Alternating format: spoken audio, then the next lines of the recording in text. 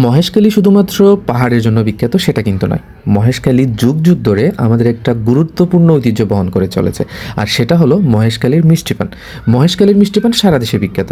তো আজকে আমি আপনাদেরকে মহেশখালী মিষ্টি পান বরজে নিয়ে যাব, যেখান থেকে সরাসরি মিষ্টি পান আহরণ করা হয়।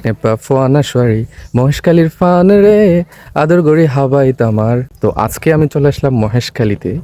সো আমার পিছনে দেখতে পাচ্ছি পান বরজ। তো আমরা আজকে মহেশখালী মিষ্টি পান ট্রাই করবো, একদম যেটা পান বরজ থেকে তুলানো হয়। So let's go with me.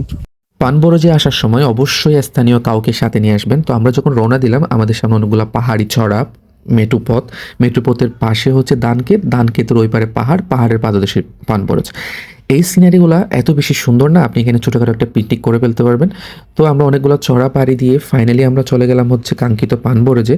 তো যেহেতু আমরা এর আগে পান বরজে আসি নাই, এই জন্য আমরা পান বরজের রুলস অ্যান্ড রেগুলেশন সম্বন্ধে জানি না। এখানে ফার্স্ট রুল হচ্ছে আপনি জুতা বা স্যান্ডেল পায়ে দিয়ে ভিতরে ঢুকতে পারবেন না, কারণ এই পান বরজ যারা করেন তারা একদম এটাকে নিজের সন্তানের মতো করে লালন পালন করেন, তাদের কাছে এটা অনেক বেশি পবিত্র। তো আমরা যখন পান বরজে ঢুকলাম, দেখলাম অনেক শ্রমিক অলরেডি পান তোলা শুরু করে দিয়েছে। তো তাদের সাথে কথা বলে জানতে পারলাম পান গাছ রোপণ করার প্রায় 2 মাস পরে পান পাতা হারভেস্ট করার উপযুক্ত হয়।